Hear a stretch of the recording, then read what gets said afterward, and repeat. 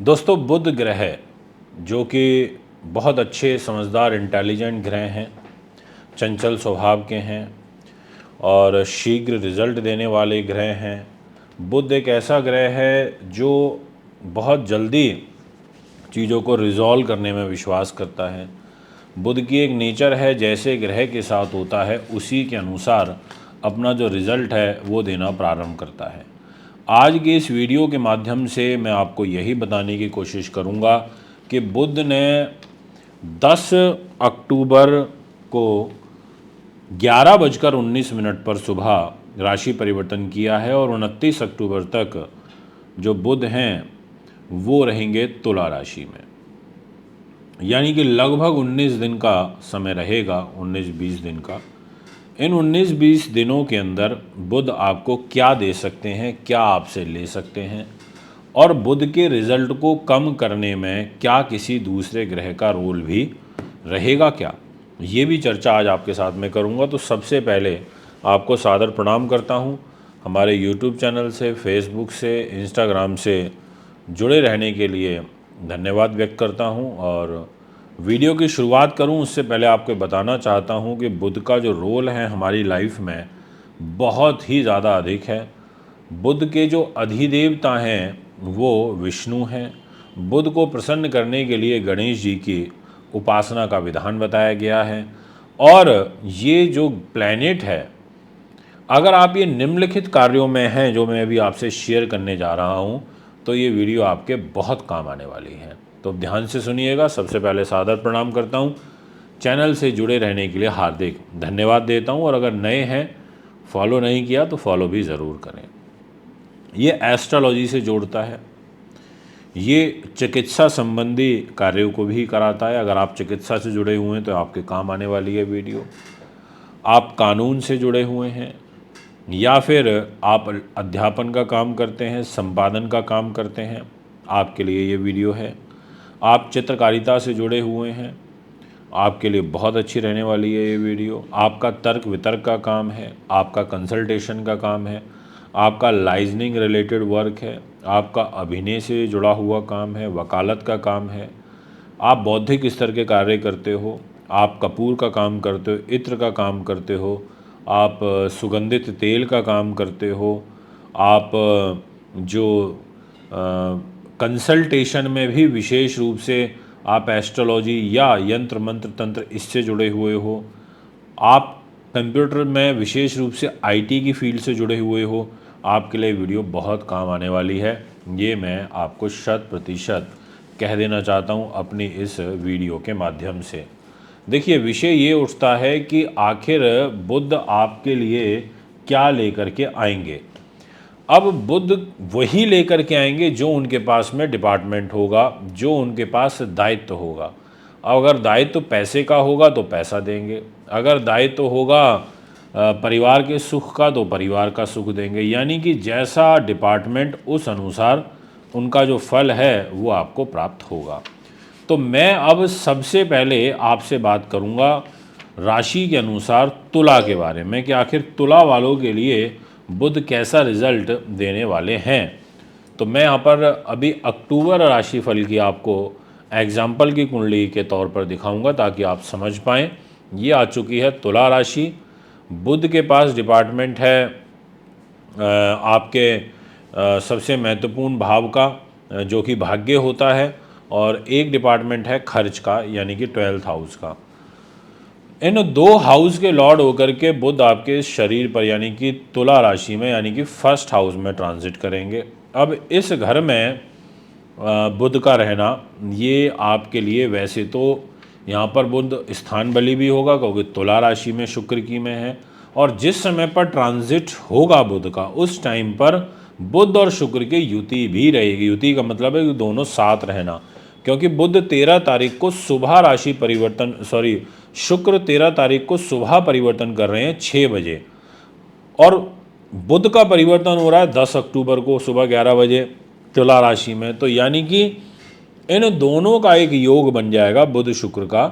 ये योग आपके फर्स्ट हाउस में बनेगा 7 नंबर में। तो ये एक अच्छा साइन होता है कि जिस राशि में कोई ग्रह जाए उस राशि का लॉर्ड खुद उसी घर में बैठा हो। तो तो यहाँ पर क्या होगा, आपको रिजल्ट दो तरीके का मिलेगा। एक मिलेगा आपको 16 तारीख की रात तक का अक्टूबर में, और एक रिज़ल्ट होगा 17 की सुबह से लेकर के और 29 अक्टूबर तक का रिज़ल्ट रात तक का। अब वो कैसे, ये सुनिए। 16 की रात तक तो बुध तुला राशि में है ही, बट 17 तारीख को सूर्य भी तुला राशि में आ जाएंगे और नीच के हो जाएंगे, तो फिर वो बुध के शुभ रिजल्ट को डाउन कर देंगे। इसलिए आपको अगर कुछ विशेष करना है तो कोशिश करिए कि 16 तारीख तक कर लिया जाए, बहुत उत्तम रहेगा। इसके अलावा ये आपके प्रभावशाली व्यक्तित्व को, आपके मान सम्मान को मजबूती देंगे, आपके भाग्य को मजबूती देंगे, आपकी यात्राओं से आपको लाभ मिलेगा, आप मिलनसार हो जाओगे, आपको साहित्य से लाभ प्राप्त होगा, नीति से, गणित से, कानून से, अन्य शास्त्रों से लाभ मिलेगा। उन तमाम चीज़ों से लाभ मिलेगा जो मैंने भी वीडियो की शुरुआत में आपको बताए थे। यानी कि आप स्पोक्स पर्सन हैं, आप लेखन का काम करते हैं, आप भाषण देने का काम करते हैं, आप विभिन्न संसाधनों के द्वारा धन अर्जित करते हैं, आपको ऐसी चीज़ों से लाभ प्राप्त होने के योग हैं। बट ये योग जो हैं वो फर्स्ट 16 डेज तक ज़्यादा हैं, और 17 अक्टूबर से ये योग आपके कम हो जाएंगे, यानी कि इन योगों में कमी देखने को मिलेगी। दोस्तों, आप अगर बुध का एक रत्न पहन करके रखते हो तो निश्चित तौर पर ये कहा जा सकता है कि आपको जो नीच सूर्य के नकारात्मक प्रभाव हैं वो कम से कम प्राप्त होंगे। बात करूंगा वृश्चिक राशि के बारे में। अब वृश्चिक राशि के लिए क्या होगा कि जो बुध हैं वो खर्च के घर में ट्रांजिट कर जाएंगे, और 10 तारीख को और 17 तारीख को इसी खर्च के घर में सूर्य भी आ जाएंगे। तो ये आपके लिए ठीक नहीं है। ये आपके स्वास्थ्य के लिए, आपके लाभ के लिए, ये 12वें भाव में रहने से हेल्थ को भी ख़राब करते हैं, पैसे ज़्यादा खर्च कराते हैं, गलत चीज़ों पर पैसा ज़्यादा व्यय होता है, अस्थिर बुद्धि हो जाती है, रोग चोट पर खर्च होता है, देश विदेश की यात्राओं पर पैसा खर्च होता है। ऐसे ग्रह योग यहाँ पर बनेंगे, और जो एग्जीक्यूशन पावर है वो उतनी अच्छी नहीं हो पाएगी। आपको जो गुप्त युक्तियों से यदि कोई पैसा आता था तो वो पैसा आपका रुक जाएगा। एक तरीके से आपको आपका जो उच्चारण है वो ठीक नहीं रहेगा। यानी कि यहाँ पर एक रोक सी दिखाई दे रही है ग्रहों के अनुरूप, ऐसा ग्रह गोचर मुझे दिखाई देता है। तो आपको थोड़ा संभल के चलना होगा। विशेष मैं ये कहना चाहूँगा, खर्चों पर नियंत्रण रखना है और शत्रु भय से बचाव करके चलना है। बात करेंगे आपसे नेक्स्ट राशि की, और वो है धनु, जो कि आपके सामने डिस्प्ले में आ भी चुकी है। आपके प्रॉफिट के घर पर ट्रांजिट हो रहा है। ये एक आपके लिए सबसे अच्छा प्लस पॉइंट है कि आपके लाभ पर आ जाएंगे, और क्या लेके आएंगे, आपके कर्म के स्वामी होकर के। इसका मतलब ये हुआ, कर्मेश भाग्य लाभ पर आए तो वो कर्म की गति को बलवान करता है और लाभ भी अच्छा खासा देता है। बट सूर्य भी लाभ के घर में आ जाएंगे 17 तारीख को नीच के होकर के। तो एक तरीके से 16 तारीख तक का जो समय रहेगा वो तो विशेषकर मुझे अच्छा दिखाई देता है। आपको उच्च शिक्षा में लाभ प्राप्त होगा, आपको बौद्धिक कार्यों में कुशलता प्राप्त होगी, आप उच्च अभिलाषी हो जाओगे, व्यवहार के कुशल हो जाओगे, विद्वान हो जाओगे, सम्मानित हो जाओगे, प्रतिष्ठित हो जाओगे, तर्क वितर्क करने में कुशल रहोगे, ज्योतिष में, गणित में, योग में, धर्म में, मंत्र में, अनेक विद्याओं में आप कुशल हो जाओगे। ऐसा योग बनेगा। आप निजी व्यवसाय में अधिक सफल हो जाओगे। आपको भूमि, मकान, जायदाद से ऐसी चीज़ों से लाभ प्राप्त हो सकता है। बट इसमें कंडीशन यही है कि आपको 17 और मैं 2 दिन बढ़ा देता हूँ, 18 अक्टूबर के बाद आपको इन सभी चीज़ों के रिजल्ट में कमी महसूस होगी।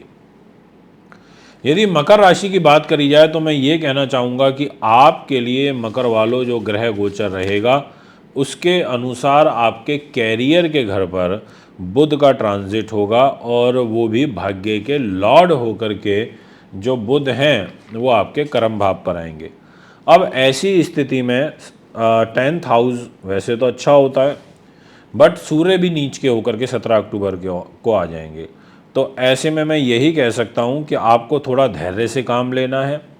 आपको सुख सुविधाओं से रिलेटेड इन्वेस्टमेंट 19 अक्टूबर से पहले पहले कर लेनी चाहिए।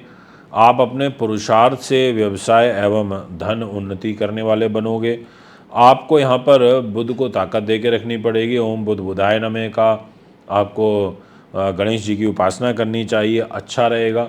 भूमि, आवास, मकान के, दुकान के, घर को देख रहे हैं तो ये सुख आपको ज़रूर देंगे, बट ज़्यादा फेवरेबल टाइम है 18-19 तारीख तक का। इसके बाद मैं आपको रिकमेंड नहीं करूँगा। और शत्रु भय से विशेष बचाव की आवश्यकता है, क्योंकि आपका ये शत्रु का स्वामी बुध बनता है और वो कैरियर के घर पर ज़रूर रहेगा, बट नीच सूर्य के साथ आ जाने से आपको कहीं ना कहीं उलझा भी सकता है, आपको कुछ कष्ट की तरफ भी लेकर के जा सकता है। अब आपसे बात करते हैं नेक्स्ट महत्वपूर्ण विषय पर, और वो रहेगा हमारा कर्क राशि के बारे में, कुंभ राशि के बारे में। कुंभ राशि जो होती है ये रूल्ड बाय होती है शनि, और जो बुध हैं वो त्रिकोण के, यानी कि 5th हाउस के लॉर्ड होकर के 9th हाउस में आ जाएंगे। और इस घर में बुध का आना ये एक तरीके से आपके लिए अच्छा है। बुध अगर त्रिकोण का मालिक होकर त्रिकोण में आ जाए तो ये काफ़ी अच्छा रिजल्ट करने की कोशिश करता है, बट साथ में आयु का भी लॉर्ड है। और 17 तारीख को इसी भाग्य के घर में सूर्य भी नीच के हो जाएंगे। तो एक तरीके से यहाँ पर आपके लिए 16 तारीख तक तो शुभ समाचार हैं, पर 17 तारीख से आपको बहुत ध्यान रखना पड़ेगा। आपको ज़्यादा भाग्य के भरोसे नहीं बैठना, आपको कर्म की गति को ज़्यादा स्ट्रॉन्ग करना पड़ेगा। आपकी जो धार्मिक आस्था है उसमें कमी 17 अक्टूबर के बाद देखने को मिल सकती है। आप अपने निज पराक्रम पुरुषार्थ से ही धन लाभ प्राप्त करोगे, वो भी जितना परिश्रम करोगे उसके कंपैरेटिवली आपको कम लाभ प्राप्त होगा। भूमि, मकान, दुकान से संबंधित जो सुख सुविधाएं हैं इनको प्राप्त करने में आपको काफ़ी स्ट्रगल करना पड़ेगा, ऐसा आपकी ग्रह स्थिति नज़र आ रही है। इसके अलावा मैं ये कहना चाहूँगा आपको कि अगर आप कोई बाहर की यात्रा करना चाहते हैं तो वो कर सकते हैं, उस दृष्टिकोण से आपका समय अच्छा है। बात करेंगे मीन राशि के विषय में। मीन के लिए क्या होगा कि जो बुध है वो चला जाएगा अष्टम भाव में, और वो 4th हाउस का लॉर्ड और साथ में 7th हाउस का लॉर्ड होकर के आपका अष्टम भाव में होगा। और साथ में सूर्य भी 17 तारीख को आ जाएगा नीच होकर के। अब ऐसी स्थिति में जो सबसे ज़्यादा ध्यान रखने वाली बात है वो तो यही है कि आपको अपनी हेल्थ पर ही विशेष फोकस बनाना पड़ेगा, क्योंकि हेल्थ पर मुझे कष्ट नज़र आ रहा है अष्टम भाव में बुध के आने के कारण। और ये दाम्पत्य जीवन में भी परेशानी लाएगा, आपके व्यापारिक पार्टनर से रिलेशन को ख़राब करेगा, आपको एक तरीके से शारीरिक सुख में कमी करेगा, पारिवारिक दाम्पत्य सुख में कमी करेगा। भूमि, मकान, दुकान, ऐसी सब चीज़ें भी खरीदने से आपको बचना चाहिए। आय के कंपैरेटिवली आपके खर्च अधिक होंगे, ऐसा ग्रह योग यहाँ पर बनाएगा। दोस्तों ये है आपके कुंडली। अब इसमें तरीका ये है जो मैं आपको सबको बताना चाहता हूँ। अब शायद बहुत से लोग राशि फल देख के चले भी गए होंगे कि हमारी राशि तो कंप्लीट हो गई। आपको जितना हो सके आपको सूर्य के दान करने चाहिए, इन सभी 6 राशि वालों को जिनकी मैंने बात करी है। सूर्य का दान करने से जो नकारात्मक प्रभाव बुध पर हैं वो कम पड़ेंगे। यानी कि आपको जल चढ़ाना चाहिए, उपासना करनी चाहिए, आदित्य हृदय स्तोत्र का पाठ करना चाहिए, गुड़ का, गेहूं का रविवार के दिन दान करना चाहिए। आपको ये सब चीज़ें करनी काफ़ी अच्छी रहेंगी। ओम गणेश सूर्याय नमः का जाप करिए, बहुत बढ़िया रहेगा आपके लिए। फिर आपके बीच में हाजिर होऊंगा, अभी आपसे ज़्यादा चाहता हूँ। नमस्कार।